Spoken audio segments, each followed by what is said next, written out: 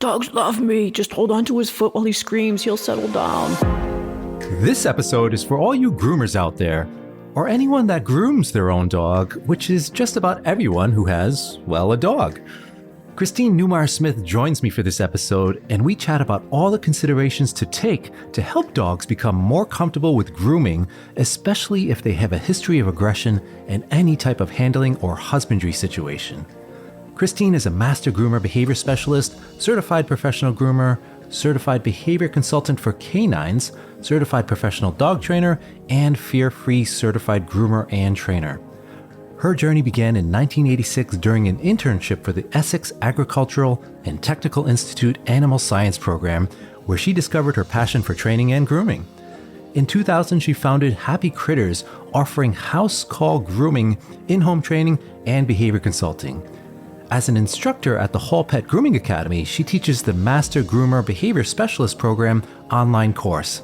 Christine has been hosting the Creating Great Grooming Dogs podcast since 2018 and speaks at grooming conferences and summits. And if you are enjoying the Bitey End of the Dog, you can support the podcast by going to aggressivedog.com, where there's a variety of resources to learn more about helping dogs with aggression issues, including the upcoming Aggression in Dogs conference happening from October 11th to 13th, 2024 in Scottsdale, Arizona, with both in-person and online options. You can also learn more about the Aggression in Dogs Master Course, which is the most comprehensive course available anywhere in the world for learning how to work with and help dogs with aggression issues. I also have a wide variety of webinars, upcoming courses, videos, and articles, all from the foremost experts in training and behavior.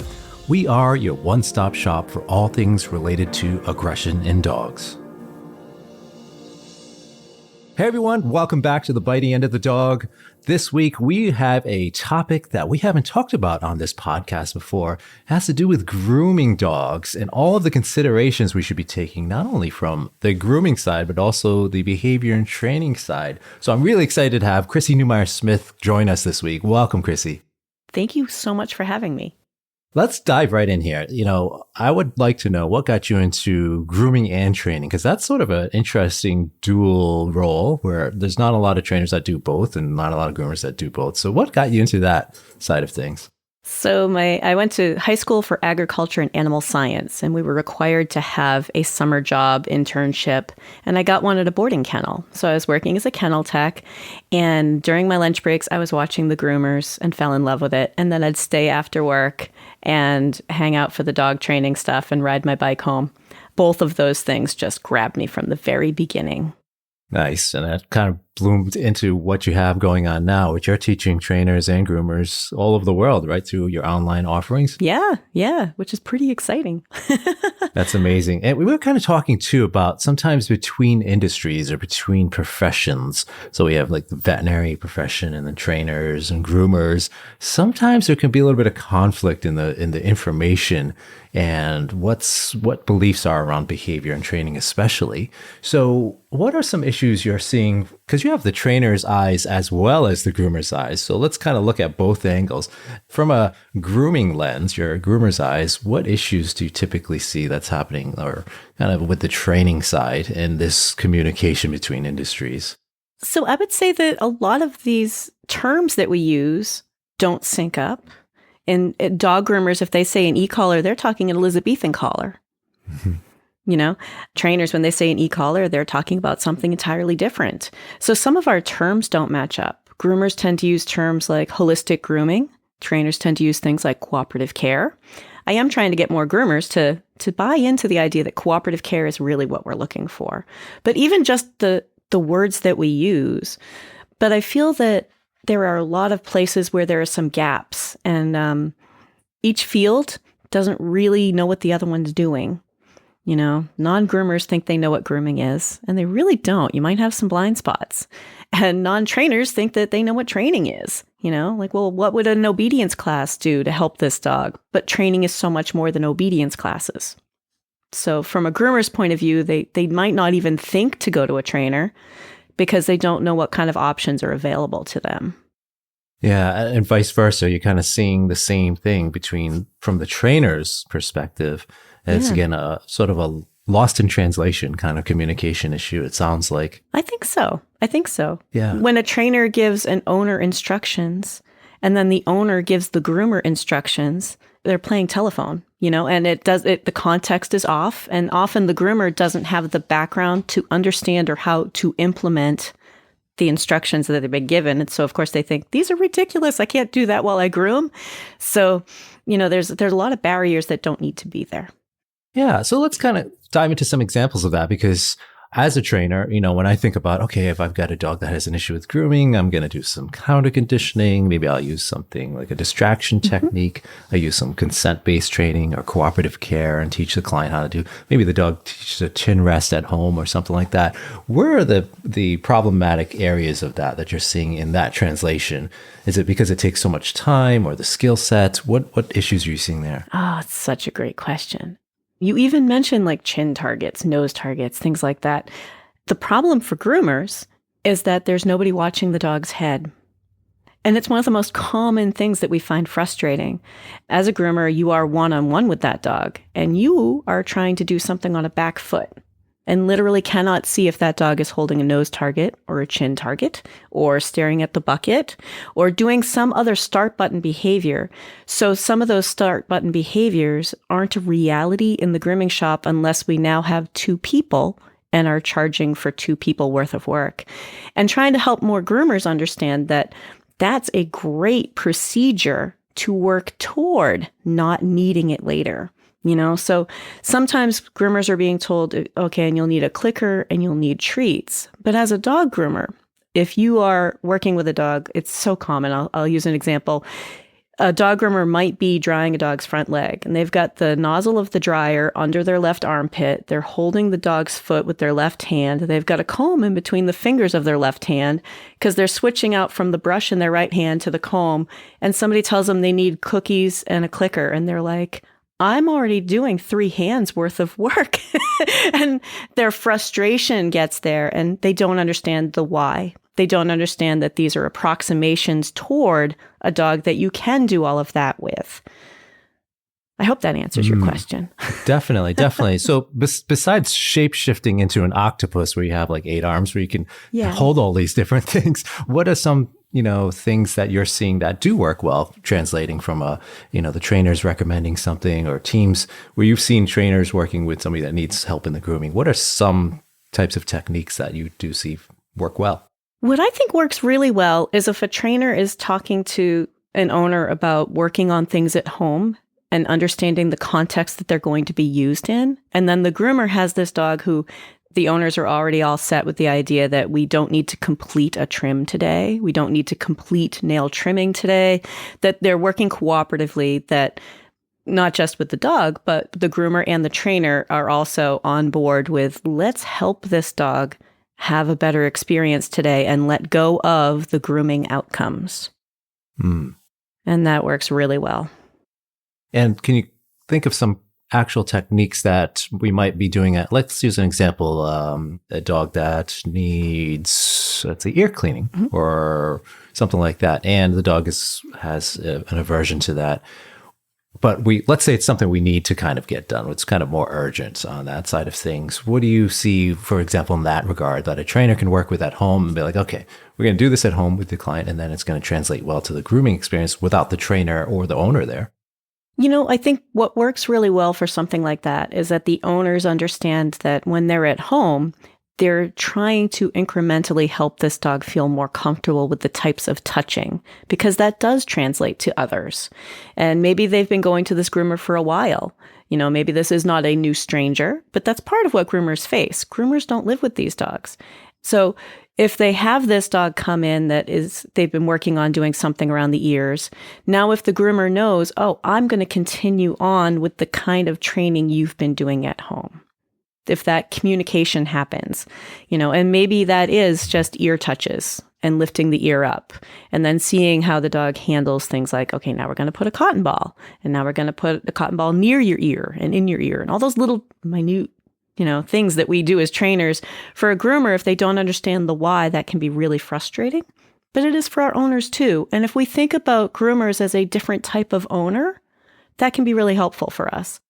So it sounds like in a sense, if we're going to look at sort of the techniques involved and what you're explaining there is, in my mind, let's desensitize the dog a little bit more at home. So not any particular behavior expectation, like contingency on a particular behavior to do this in that context versus I'm just going to get you used to people touching your ears. So that way, when you get to the groomers or vets, it's more likely somebody could touch your ears. So you're a little bit more acclimated to that rather than I want you to do X, Y, or Z behavior when somebody's about to touch your ears. Does that kind of make sense? Yeah, to normalize the kind of touching that groomers are going to do. Because, we have lots of different equipment and it's hard for an owner to be able to use that types of equipment. But what if we just start off by normalizing all of those touches, being touched all over? And it's almost like when we as dog trainers tell people, yeah, he doesn't do it on a walk, but he can do it in your kitchen. And that's a good start. Can he do it in your kitchen? Can he do it in your living room? Can he do it in your driveway? And to build up incrementally towards something that looks like a grooming shop environment or a grooming environment, because not all groomers are grooming shops. We have vans, we have house call, we have lots of different grooming setups. And so next steps to that. So let's say we have a very dedicated pet guardian, for instance, and they're into training, they're more into behavior. What would be next steps? So we've got working on desensitization. We're getting the dog used to the equipment you're mentioning and some handling. Are there any sort of next steps, tangible behaviors that you might put into place? So I think if you are a trainer and you're super into cooperative care, I would like you to consider the idea that instead of nose targeting, chin targeting, and the bucket game, things that are pretty common, to move that into cooperative care and your consent, your start button behavior is if the dog is relaxed under your hand. That's what I use as a start button behavior, and that's what I'm teaching groomers. Can you open your hand, and is that dog still staying there and relaxing into you? And to transition to that, because groomers can feel that while we work. Maybe not all the time, but most of the time we can feel if a dog is tense or not. So when you say, can you describe that a little bit more? So you say open your hand, and are you placing your hand on a certain area or? Yeah, can I hold your ear and not feel like I have to physically control the dog from moving? Can I hold a foot and open my palm and have that foot stay there? These are ways that we can have consent in grooming that a groomer can actually feel. Can I lift your tail? Can I manipulate your body, move you into different poses, put equipment near you, and have you stay loose? Can you describe a little bit more how somebody would teach that at home? Let's say you've got some listeners in, like, that sounds great, Chrissy, but how do I go about doing that? And the way to do that is you want to start off when your dog is already pretty chill and get working on touching them all over. And if they start to stiffen, that's your signal that you've maybe gone too far. And how do we expand that bubble? How do we make this enjoyable for your pet to be touched all over, to casually lift their feet up with us? Because that will translate to what they need to do in a grooming setting. I hope that answers your question. Yeah. And do they, when you say, you had mentioned earlier, they kind of push into your hand, and I can kind of picture my own dog, like when she wants to be pet more, she does the whole hand nudging thing. But yeah, she gets very comfortable about kind of leaning into the space, my space, as you were mentioning. Is that what you mean by that? Yeah. Or if they're trying to pull away. I don't want dogs pulling away. And I think a lot of people don't realize, if you've never really watched grooming, all of our tools can hurt a dog. We are literally using sharp tools on wiggly creatures. So sometimes people are like, can't you just use the hair clippers instead of scissors? And I'm like, yes, but those can hurt a dog too. So at every step, we're trying to keep that dog, what I tell my listeners, calm, comfortable, and cooperative. That's our goal through all of it. It should be about as interesting as watching paint dry. And so if we talk to our owners about, like, get them used to touching all over. It doesn't even need to be with a brush. It doesn't need to be with a tool. What if we just get them all loosey-goosey, tech talk, loosey-goosey, and used to, like, oh, someone's messing with my ear. Someone's lifting up my tail. Someone's looking at my dew claws. Someone's going to look at my teeth. And that translates well to the veterinary too. Yeah. And I will second the notion of things can hurt, because going to the barber, there's nothing worse than a dull pair of clippers on the side of your head. But I can say something to the barber. The dogs have to communicate through body language or sometimes aggression if it hurts. So yeah, it's so Now, when you're talking about that, are you pairing reinforcement with it as well? So let's say we start teaching start buttons or like the dog giving consent, leaning into my hand. You then say, great, and then reinforce that in the home environment? Because we'll talk about food in the grooming environment more in just a moment. But what about at home? It's like, how do you teach that? Or reinforce that, I should say. I think it's going to depend on what that dog is comfortable with. And if it's getting used to something new or if it's working with a fear of something they've already been exposed to. And those are two separate problems that we see pretty commonly in dog grooming. The dog that has no experience. The dog that has no experience might not need cookies. They might just be like, what's this? What's happening? Okay. But the dog who has some fears, there's nothing wrong with using cookies and stuff at home. Maybe a clicker, maybe just reward markers. What I find translates later in grooming is if they are not using cookies at home and it starts turning into like, oh, this just feels good. So even just the tactile feedback or the relationship with the client can really matter. Yeah. Speaking of which, how do you see that play out? Sometimes we have a dog that's like, okay, I trust you. I trust you as my guardian. I'll lean into you. I can totally be fine with you touching me.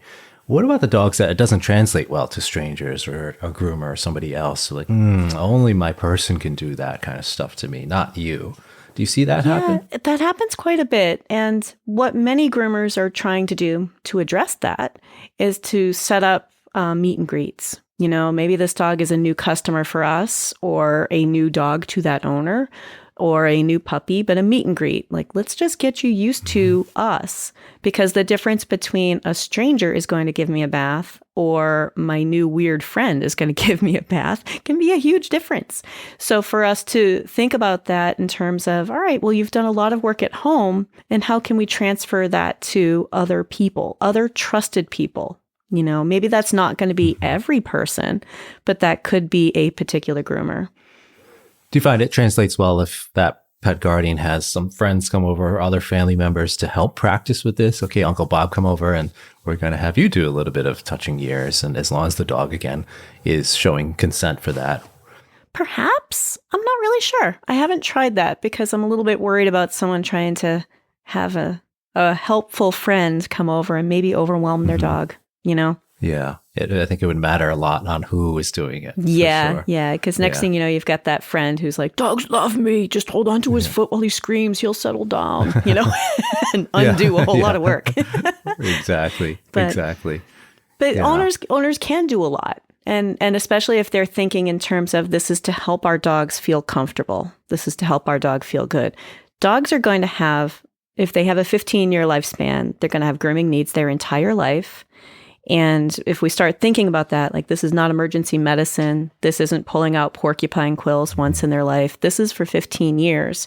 And if we can work on it in the beginning, that comfort level and trust carries through the whole time. Yeah. What would you recommend then, since we're on that topic? Let's say pet guardian listening in at home now, they just got their 8-week puppy, 10-week old puppy. And what would be some of your top recommendations? Like, start doing this now. Because again, let's face it, they're getting all kinds of information. We got to socialize. We got to be careful with vaccinations. Like, they got all kinds of information. And so they're like, oh, now I got to think about grooming. So if you were to really have an elevator pitch of like this, start this now, because that's really going to help with the grooming aspect. If you have a puppy, if you went to a breeder for a puppy, that puppy has probably already started learning about grooming processes. We want that super, super early. It is part of socialization. And even though they haven't had their full set of vaccines, talk to your veterinarian about the idea that a meet and greet in a grooming shop isn't about socializing with other dogs. You know, they aren't going to be putting them with other dogs. But a lot of groomers are doing what we call a meet and greet. Maybe it's 10, 15 minutes, maybe 20, where they bring that puppy in, puppy gets cuddled by a whole bunch of new people, is exposed to a grooming setting, hears things like dryers, see dogs getting wet, you know, and is exposed to the things that they're going to need for their whole life, much like we would expose them to cars and kids. And, you know, it's really an essential part of an early education for these dogs. Do you find a lot of groomers offering that service now? It seems like it would be a great, not only service for the puppies, but marketing, really. Like, come in and check out the shop. And yeah, you can come in free.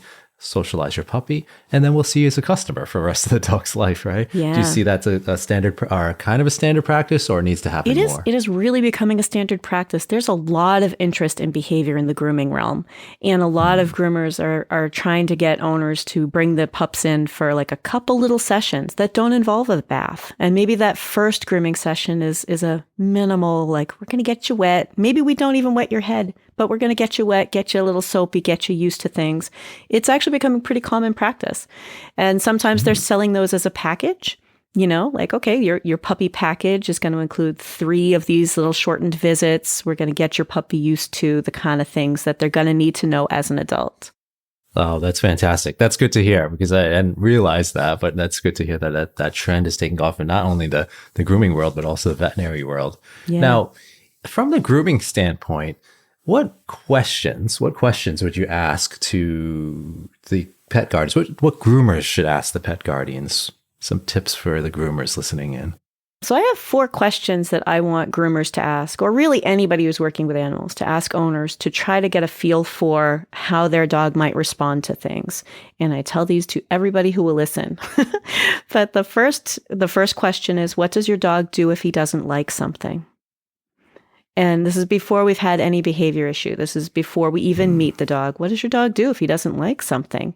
And you might need to give them some prompts. They might be like what kind of things? Well, what does he do if he's left alone in a room? What does he do if you turn on the vacuum cleaner?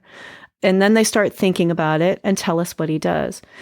Question 2 is, what does your dog do if they don't like something you're doing to them on their physical body? And now an owner is in a position to tell us a story where we can get data. So they tell us a story about something like that. And you might need to prompt them. You might need to say, wiping him down when he comes in from the rain, trying to look in his ear, trying to pull something out of his fur, and give them some prompts. And maybe they're like, you know what? I can't think of anything. He's great for everything. But because we're not waiting until it's a behavior problem and we're using these to assess, the owners are very open about it. And they're coming up with that storytelling and seeing the bigger picture. Then question 3 is, what does he do if you don't stop? And most of our owners say, what? I mean, he put his teeth on me. Why? Of course I stopped, and so we don't really know what a dog would do if they don't stop. Or maybe they have continued and pressed on forward, but that also tells us the story of how this dog had an issue and how it was addressed. And then the 4th question is, what do you think your dog will do when I, as a stranger, don't stop? And that's where an owner often says, this might be a training problem.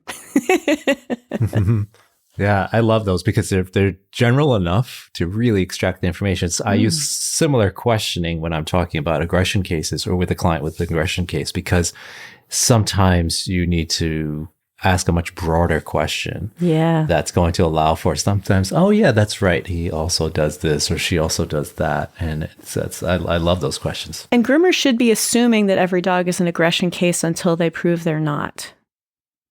I would rather assume that a dog is going to have difficulty at some point in the process and be prepared for that than to assume that everything's going to go fine. Trainers have a blind spot.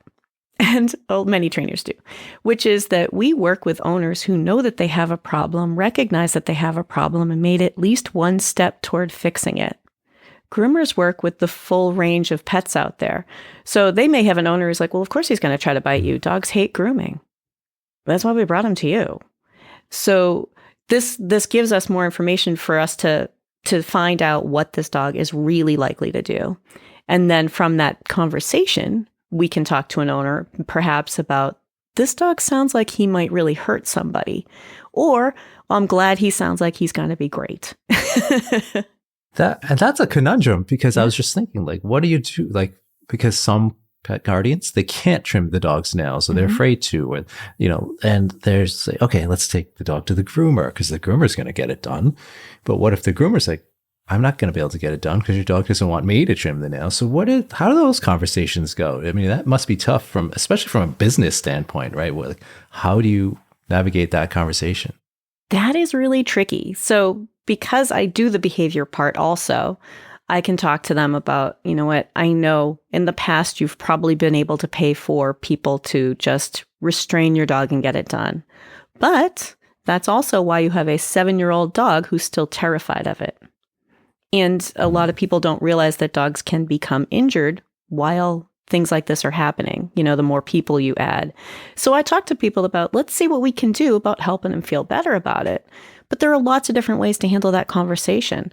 I had a customer who was like, well, I came to you because you're supposed to be some sort of a behavior specialist. And, now you're telling me you won't do it. And I'm like, I said I wouldn't do it your way. I have options for you. There are other things that we can do, and it's going to require you to buy in, whether that be doing some homework or helping out, or just bringing him in often enough as we've prescribed so that we can say like, hey, just bring him in more often. Let's go ahead and do this stuff, help him feel comfortable with us, help him feel comfortable with the touching, and then help him feel comfortable with the nail trimming, but the idea that they want it done and they just want us to climb all over that dog and get it done. Mm-hmm. And it looks like a football tackle, and that's not cool. That's not okay. Yeah. So I'm thinking from a groomer's perspective, and you have clients that are they want to get it done and they come to see you and they think, okay, Chrissy's great. She's going to be able to do this magical behavior stuff. But then you tell them about the planned approach that you'd like to take. Mm-hmm. And they're like, all right, forget that. I'm just going to go to the other person that just holds my dog down and I just get it over with. That must, just like trainers, we have the issue of compassion fatigue. We get concerned about that dog because we're in it for the dogs as well as the people, but we're really worried about that dog that's now going to be subjected to an aversive experience. How do you navigate that in your own world? Or, maybe you've had that insight from other groomers as well. Absolutely. We talk to them about the idea that if your dog learns to be comfortable with this, future nail trims are all going to be safer. It's sad but true. I have occasionally shown owners video. There's a video up of a dog that dies during a nail trim. It's sad but true. The idea that we'll just put a muzzle on him and then he can't bite you, but there are lots of ways to be injured. And so sometimes we have to backtrack to like, that is not safe. I have some safe options for you, but that's just not safe. And when that dog is in my care and I have to choose the safest version.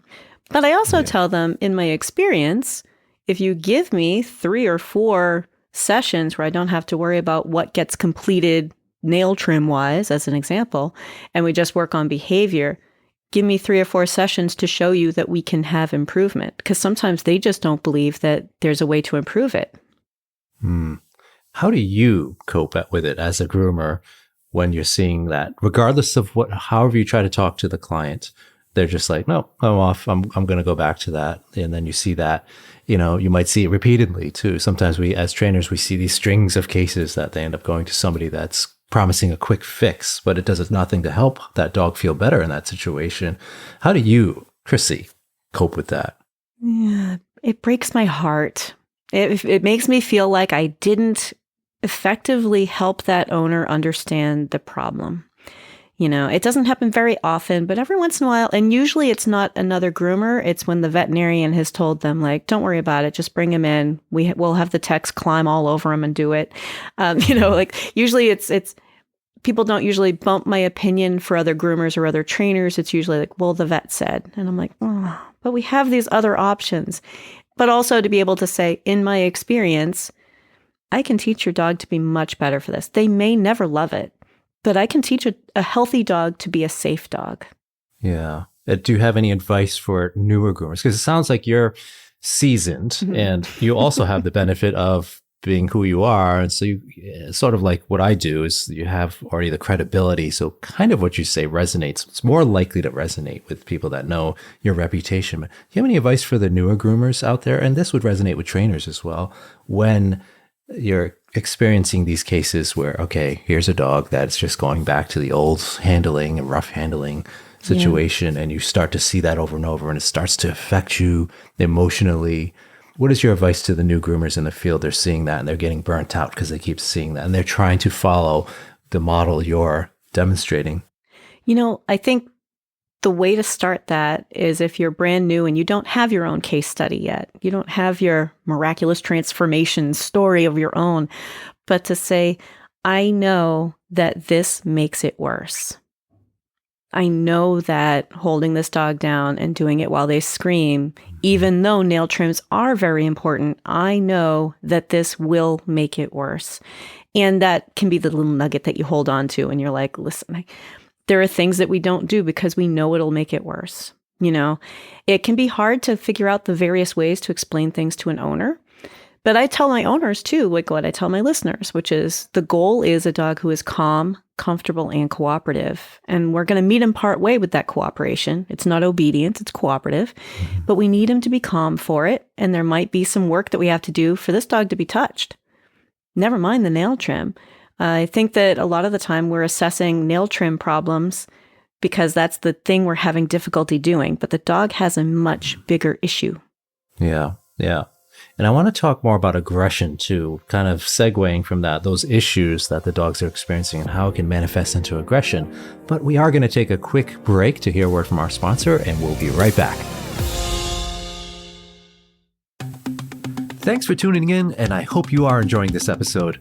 I have a very special offer that I am announcing again just before the Aggression in Dogs conference this year.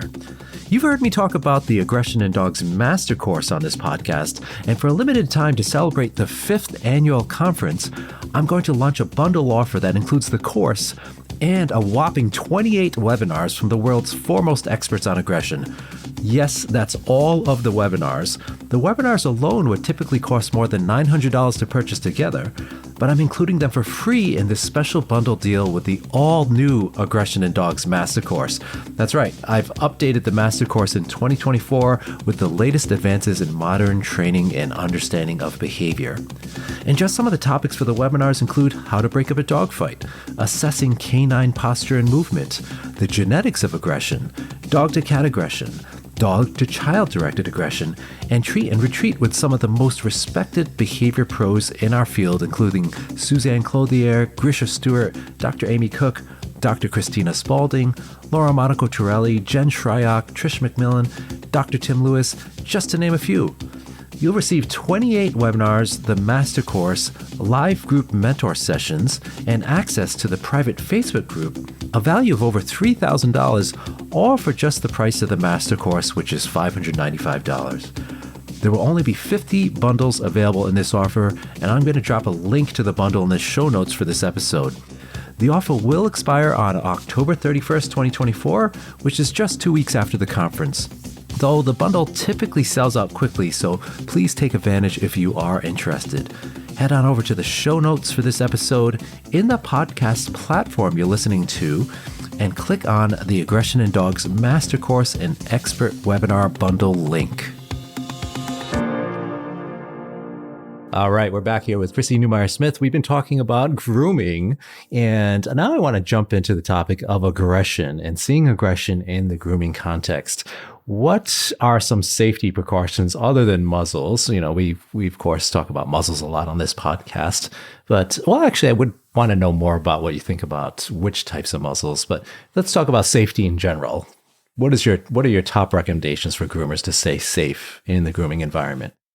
So a lot of groomers use things like an Elizabethan collar, and that's pretty common because we're working on a part of their body where now they can breathe freely. They've got the Elizabethan collar. It can keep them from getting to us at their back end.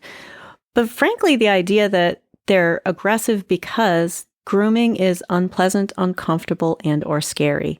And we really need to be thinking about the source, just like we do with any dog training that we're doing, like, okay, why is this dog finding it unpleasant?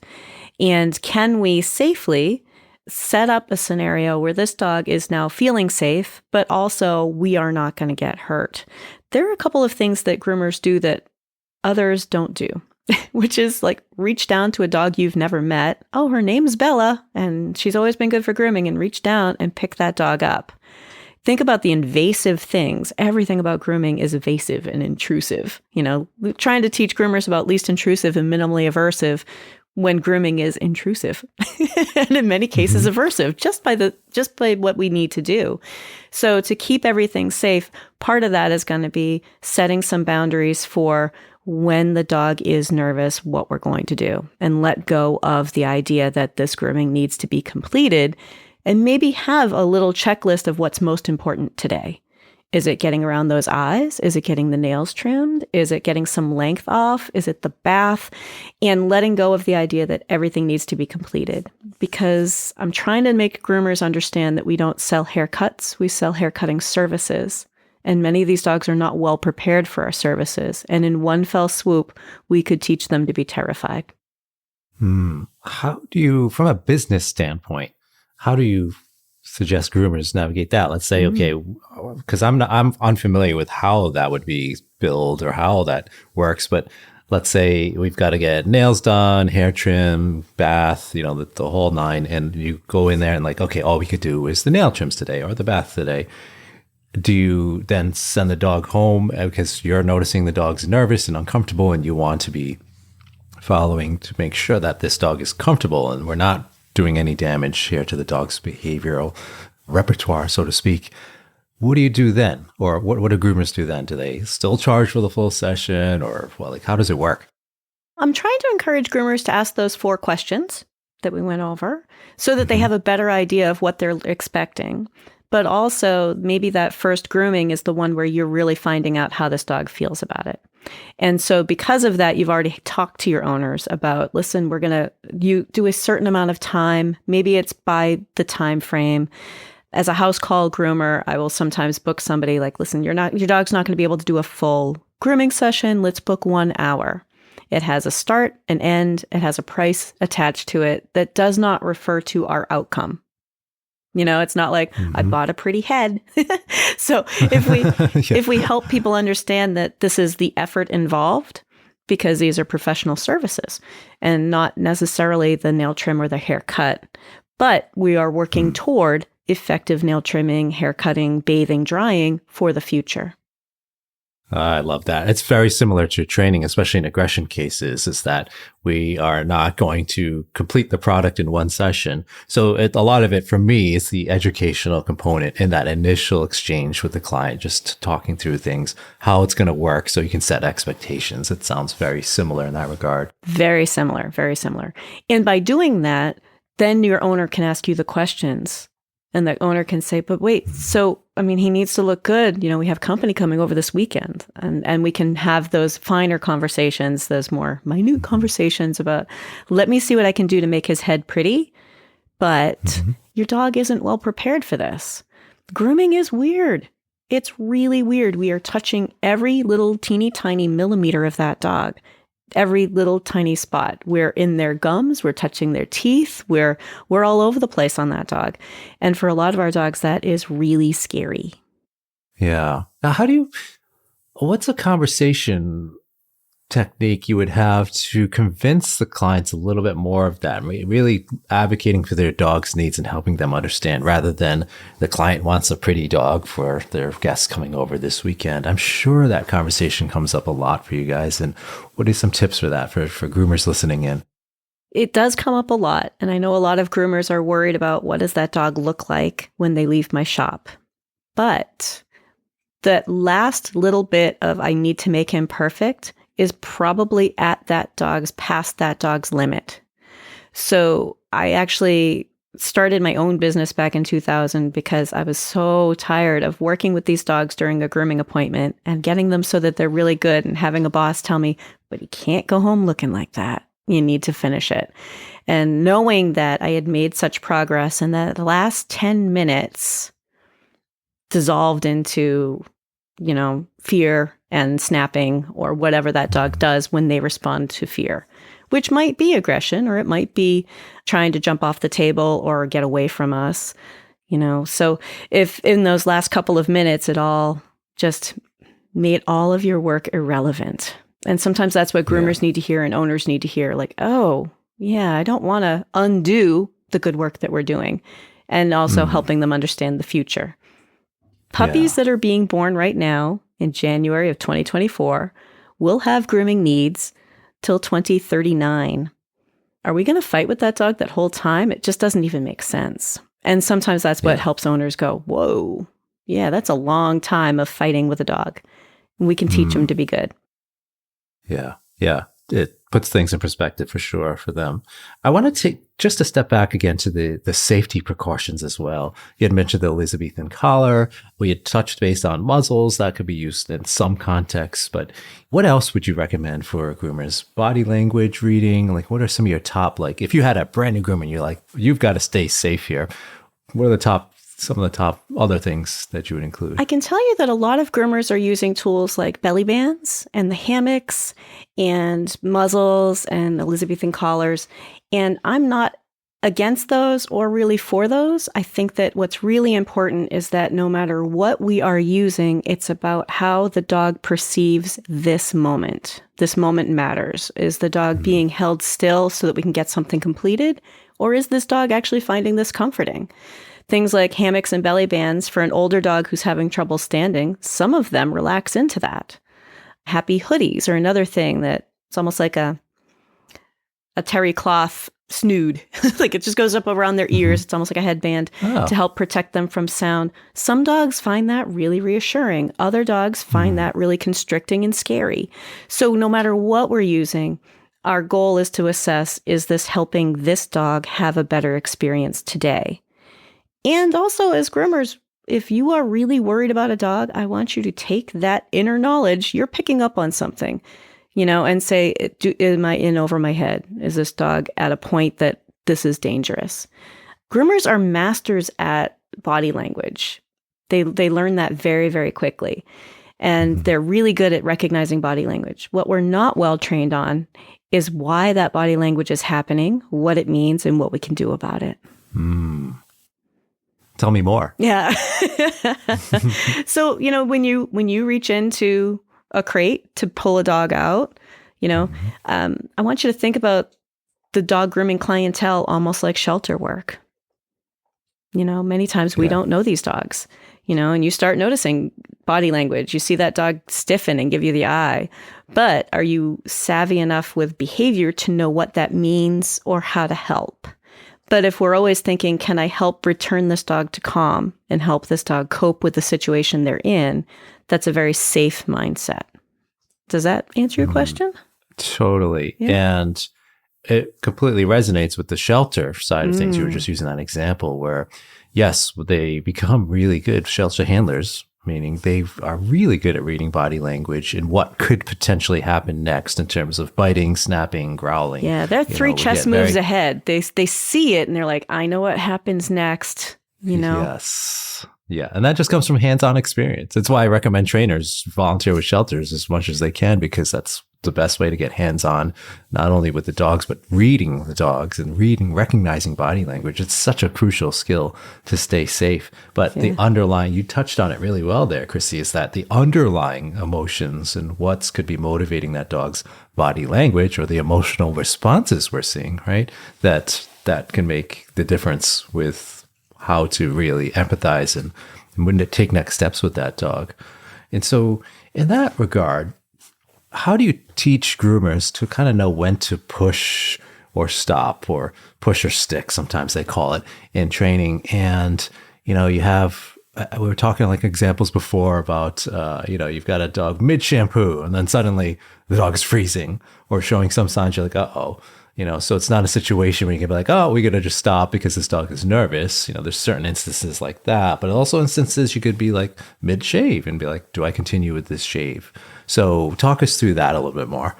I think if you can't get that dog to calm down again, if you're not able to help return them to calm, and returning them to calm doesn't necessarily mean you have to all stop. It might be that you turn off a tool. And maybe this dog, you've already realized that this dog likes a little bit of petting. Some of our toy breeds like a good snuggle. Some of our Goldens just need somebody to, reassure them, give them some baby talk. It really depends on that dog and what that dog is motivated by. But if we circle back to, did I effectively help you calm down again? And how do you feel when I turn the tool on? And that's part of why we need to be thinking about how the dog is experiencing this in this moment. Because if we just continue, which is what I see a lot of groomers who are like, boy, something happened to this dog in the past. I don't know what's going on, but maybe he needs some training. While they're continuing with what is a really unfortunate event in this dog's life. This dog is having a really hard time, and they're having a hard time not giving us a hard time. That's a big mind shift for many groomers. The dog grooming world is still very much wrapped up in dominance and, I don't want to say all groomers, but it's still very, very common to hear things like, he needs to know better, he needs to respect you. And most of these problems we're seeing are not respect-based.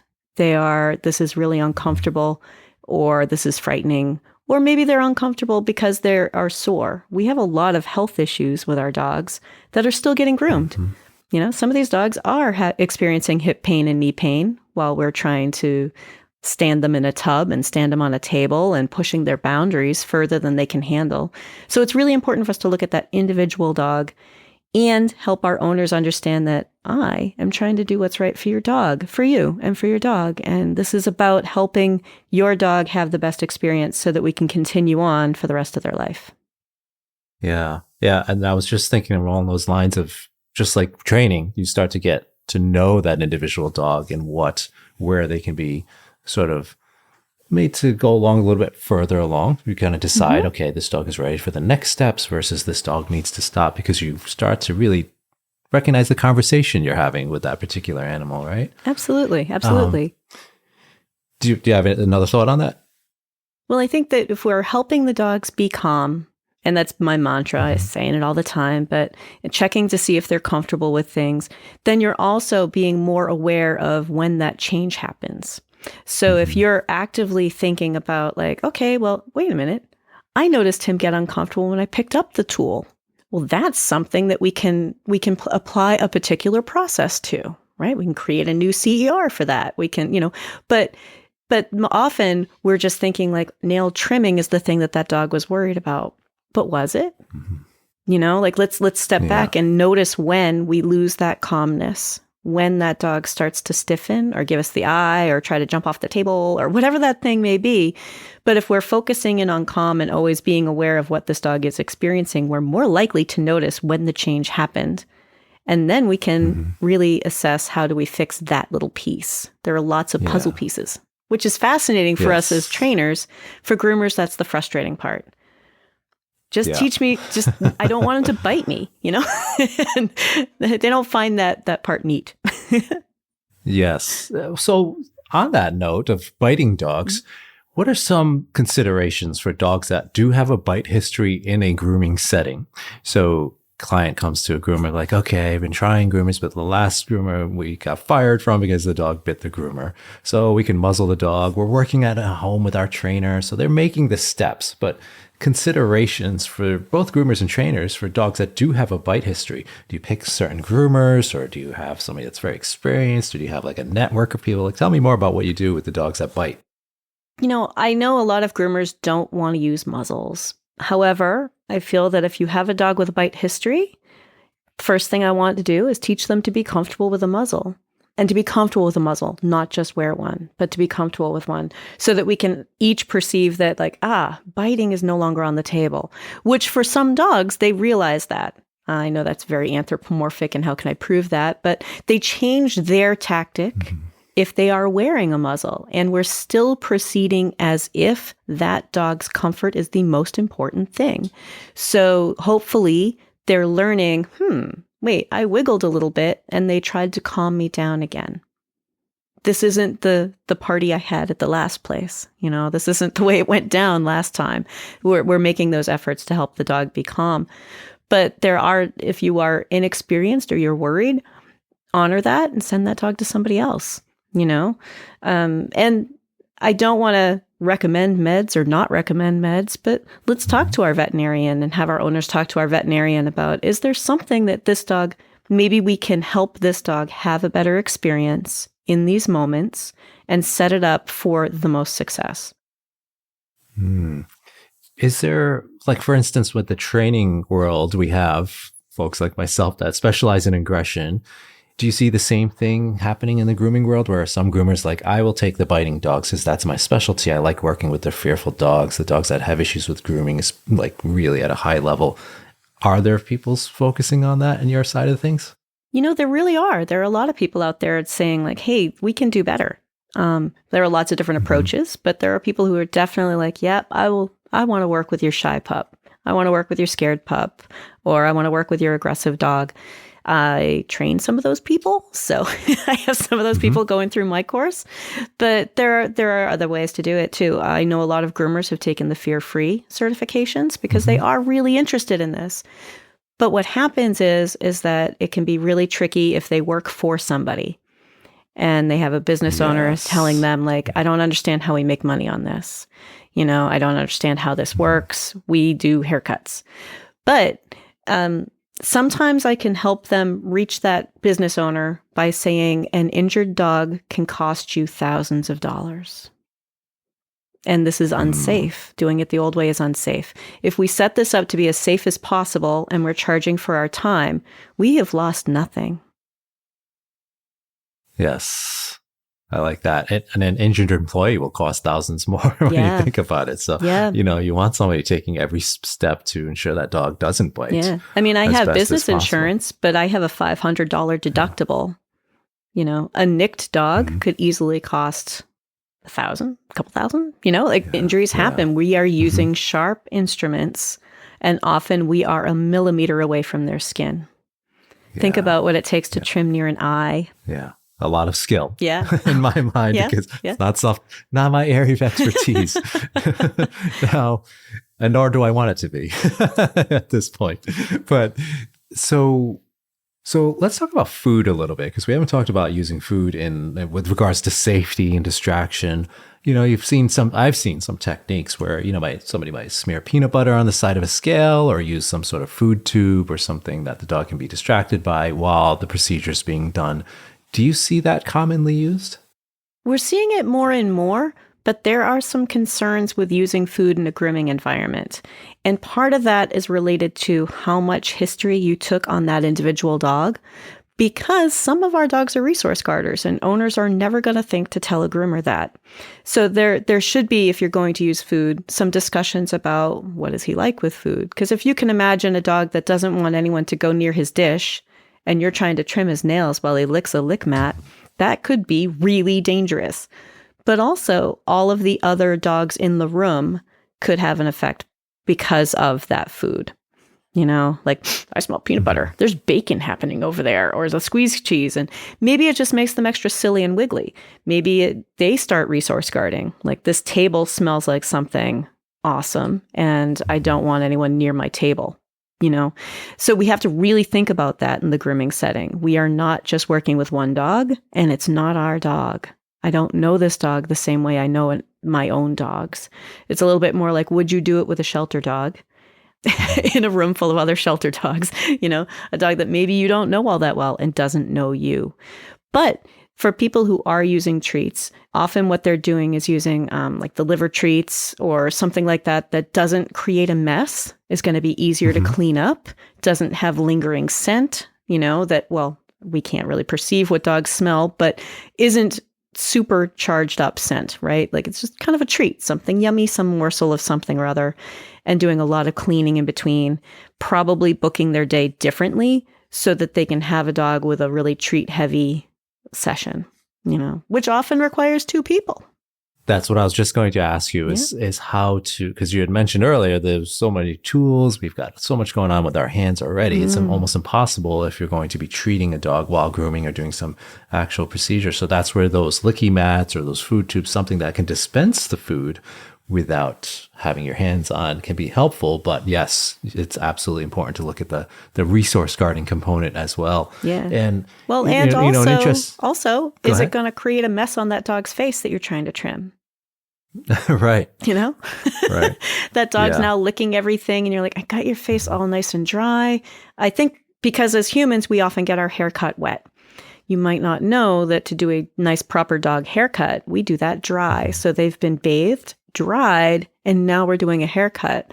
And if there's peanut butter in their hair, that's not going to be very helpful.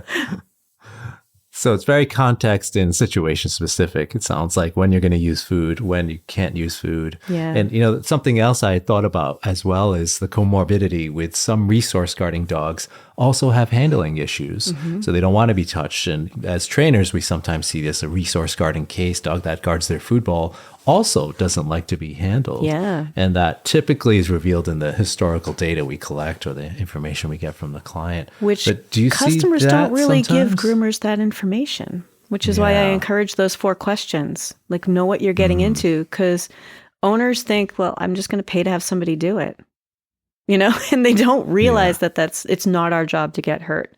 A lot of these owners don't realize they have a problem. Of course he goes crazy if somebody goes near his food dish. Or I would never go near him if he had a bone on the couch. We can't sit on the couch if he's chewing a toy.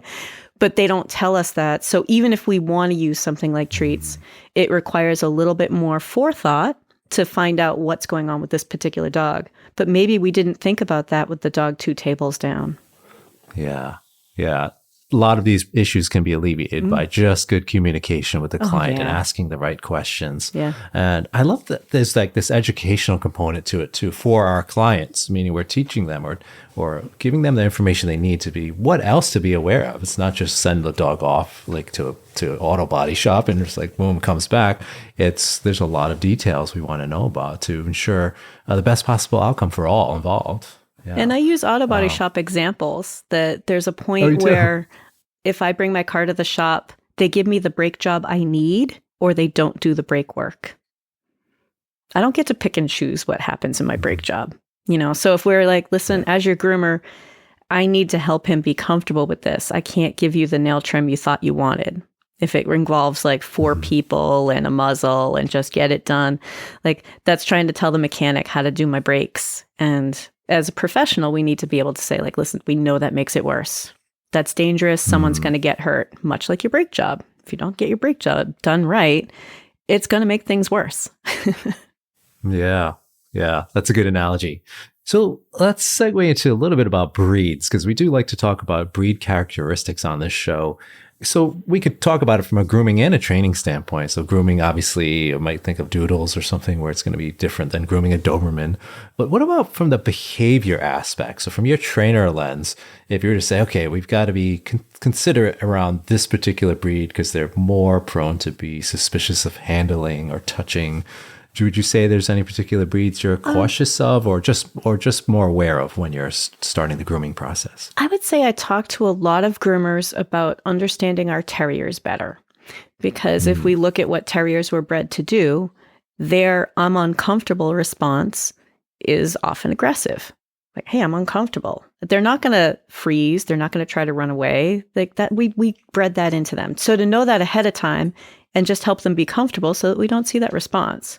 They aren't particularly aggressive. They're not naughty dogs. And I hate the term spicy, but people use spicy. But if we look at what they were bred to do when they're uncomfortable, yeah, they're going to go off and do a kill rat behavior. So we need to think about that. But also I'd say it's not so much the breeds as much as it's some of these doodles, these poodle mixes, have really complicated coats and lots of complicated grooming needs. So there are a lot of problems with those breeds if they are not well versed in the kind of things we need to do.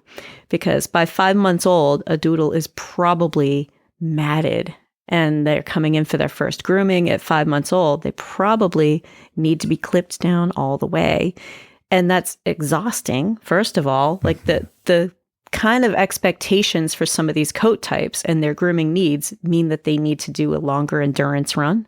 They get touched all over with more stuff and things. So my border collies don't know what it's like to have their body clipped because that's not part of what their breed gets.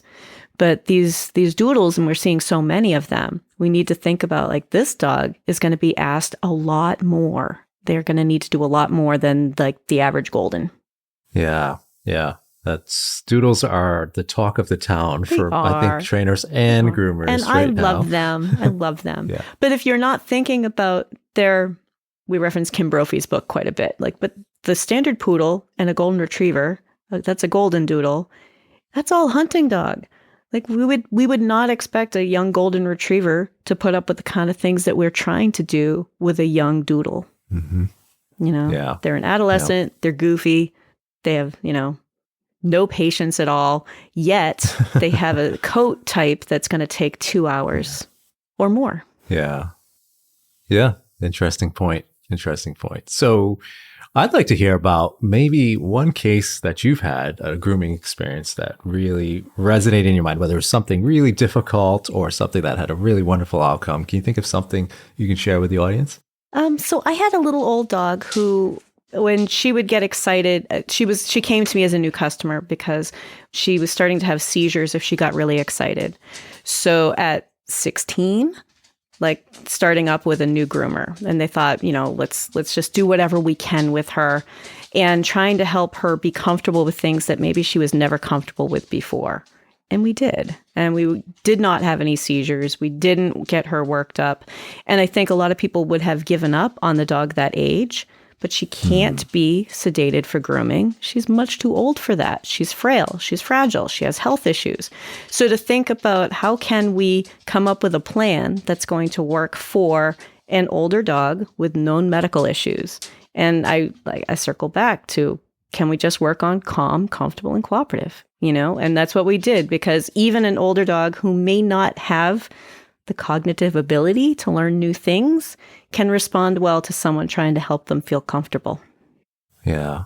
It resonates so much when you think about an example of somebody, restraining a senior person, and just holding them out, just getting it done with, and just how awful that would be. And we don't think about that sometimes with dogs. So, and if I had known her earlier in her life, we might have avoided all of that instead of groomings that she never felt comfortable with. But now as an older, frail dog, the behavior became hard for the groomer to complete. Does that make sense? Yes, absolutely. Yes. So, it's more about what the dog is experiencing than what the groomer is experiencing. Yes. So the moral here is, let's get our dogs into these grooming environments early on, and let's get them acclimated in the way we want them to, so they're comfortable. Yeah. I love it. And dogs that came to me, fairly young with, a bite history. I'm thinking of one particular Bichon. When I got him used to it and calm about it, that never came back. I remember one day we were grooming and I nicked his pad. So here he's bleeding and it didn't come back. That trust is long lasting. And if they can learn to be comfortable with the process, I felt so awful, the poor little guy, but we're using sharp tools on moving dogs. And it wasn't really his fault, just, but it did not turn into, I'm going to bite you now. It did not revert back to what he was when I met him. Yes, that trust and that relationship was built. Yeah. And that currency was in that account for you, for that little withdrawal. We spent the time teaching him to be comfortable with the things. Yeah. So therefore, it wasn't a thing that hurt him. Does that make sense? Absolutely. Yeah. Absolutely. Chrissy, where can people find you if they want to learn more about your courses, what you're teaching? Where can they go? So I have a podcast, Creating Great Grooming Dogs, which each episode is a 20-minute training session, really, a discussion session about some aspect of teaching dogs to be good for grooming or other types of cooperative care. Right now, there are 192 episodes, which is about 63 hours of free content. I also teach at Whole Pet Grooming Academy, and I'm one of the educators there, and I teach the Master Groomer Behavior Specialist Diploma program there. So that's another good way to find me. And I have another podcast that I started up, but The Knowledgeable Pet Owner. I started that up with a couple other groomer friends, one who's also a vet tech and one who does a lot of business speaking for the grooming industry. That was another project we're doing to help owners understand a little bit more about owning their dog and neat things that they can do with their dog. Fantastic. And as usual, I'll link to all of those in the show notes. And Chrissy will also be doing something special for aggressivedog.com later this year. So stay tuned for that as well. Chrissy, thank you so much. This was wonderful talking with you, and I hope to have you on again in the future. Thank you so much for having me. I'm really glad we had the opportunity to do an episode on all things grooming and enjoyed this conversation with Christine. Stay tuned, because Christine is also giving a course along with our good friend and colleague, Monique Fairchild, for AggressiveDog.com in the fall of 2024 on safe handling for any time we need to provide care for dogs, whether in the grooming setting or in the veterinary setting, which is Monique's specialty. These two have teamed up to create a one-of-a-kind course that is not available anywhere else. So stay tuned for more details on that, as I'll be sending out an email to everyone subscribed to the newsletter, which you can do if you haven't already done so by going to aggressivedog.com. And don't forget, while you're there, you can learn more about helping dogs with aggression. From the Aggression in Dogs Master Course to webinars from world-renowned experts and even an annual conference, we have options for both pet pros and pet owners to learn more about aggression in dogs. We also have the Help for Dogs with Aggression bonus episodes that you can subscribe to. These are solo shows where I walk you through how to work with a variety of types of aggression, such as resource guarding, dog-to-dog aggression, territorial aggression, fear-based aggression, and much, much more. You can find a link to subscribe in the show notes or by hitting the subscribe button if you're listening in on Apple Podcasts. Thanks for listening in, and as always, stay well, my friends.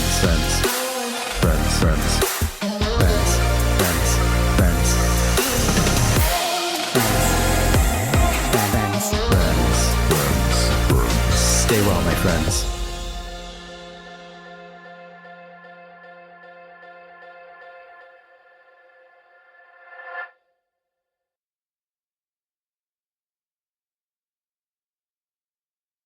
I smell peanut butter. There's bacon happening over there.